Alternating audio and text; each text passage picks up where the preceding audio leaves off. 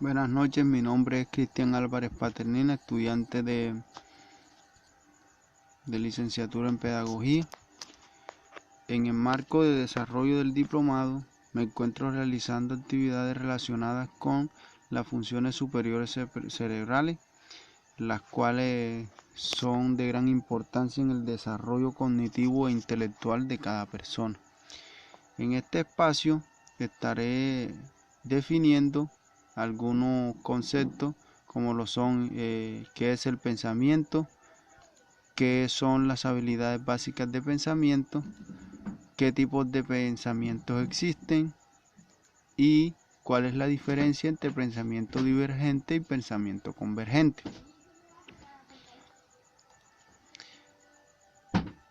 Primero que todo, tenemos que el pensamiento es la capacidad de discernimiento que tiene una persona con relación a la información que percibe de su entorno. Y en función de lo que ésta logra captar del medio, también será capaz de crear redes de pensamiento que se conecten para luego lograr crear información nueva. El pensamiento también lo podemos definir como una tarea mental que está muy ligada al procesamiento, a la comprensión y a la capacidad para recordar y comunicar. El pensamiento sirve para formar conceptos, para resolver problemas, para tomar decisiones y para emitir juicios.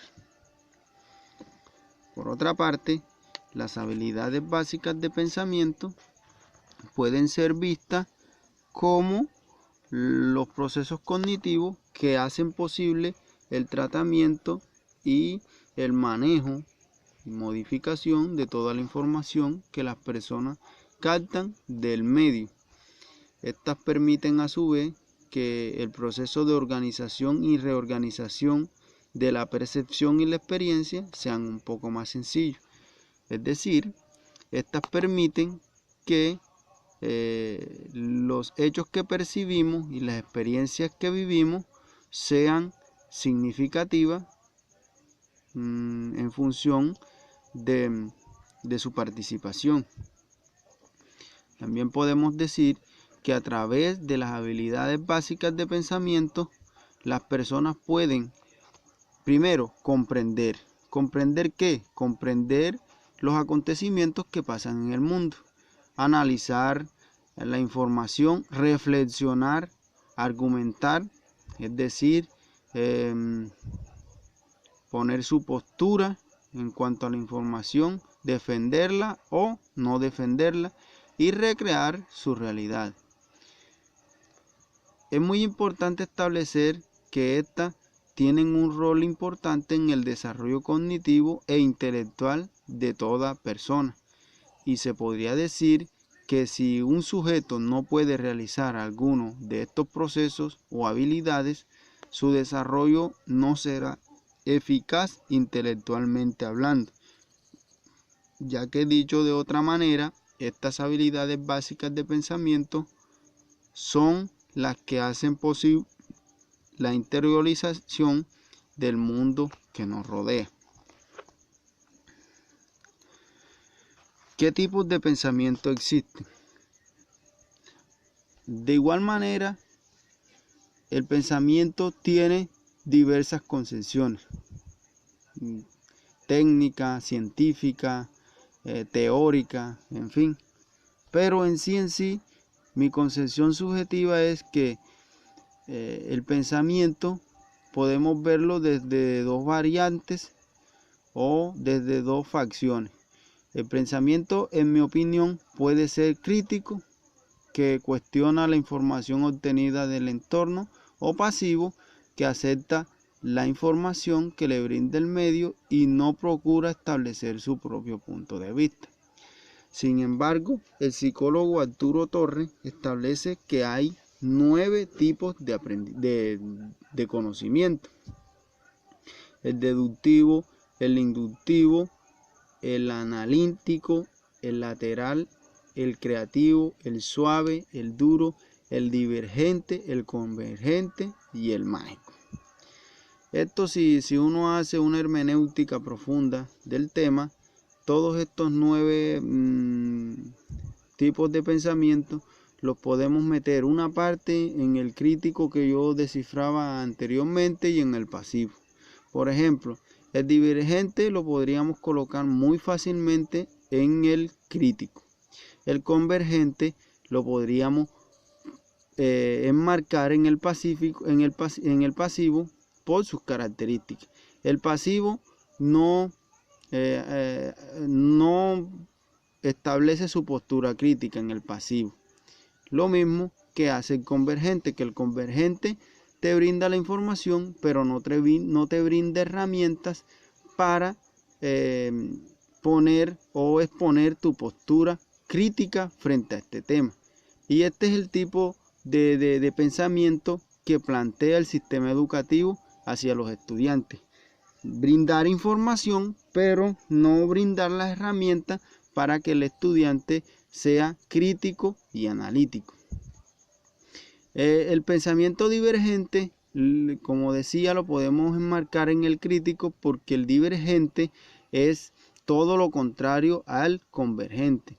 Este tipo de pensamiento se plantea como una idea en donde tú puedes analizar, interpretar y decir, no, esto por qué sí, esto por qué no. O sea, en este tipo de pensamiento tú puedes ser curioso, puedes hacer las preguntas que tú quieras en pro de tu desarrollo y evolución cognitiva. Tú en este tipo de pensamiento, en el divergente, no vas a aceptar nada a ojos cerrados. Todo lo contrario a lo que pasa en el pensamiento convergente. Sigamos. Bueno, seguimos con el mismo tema. ¿Cuál es la diferencia entre pensamiento divergente y convergente? Bueno, básicamente lo que yo decía, el pensamiento divergente te ofrece amplias posibilidades de ser crítico, de ser creativo, de ser imaginativo, de ser intuitivo, entre muchos otros aspectos que le ayudan al individuo a desarrollar habilidades que el pensamiento convergente hace es limitar, ¿cierto? Por su parte, el pensamiento convergente es un tipo de pensamiento que tiene sus bases o fundamentos biológicos en el hemisferio izquierdo del cerebro, en donde la creatividad de la persona se limita. En conclusión, el pensamiento divergente te brinda amplias posibilidades de ser crítico y el pensamiento convergente hace todo lo contrario. El pensamiento convergente te dice, esta es la información y esta es la verdadera información y esta es la que tienes que aceptar como verdad. En el pensamiento convergente las respuestas son cerradas. Son sí o sí, no tienes más opción.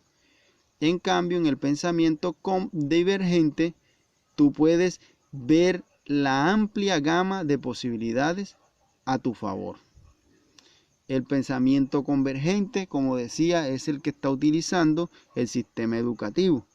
El pensamiento divergente no está siendo muy utilizado en el sistema educativo y lo que debemos hacer nosotros como docentes es crear o implementar estrategias en donde los estudiantes se motiven por la curiosidad, por hacer más preguntas y por preguntarse el porqué de las cosas.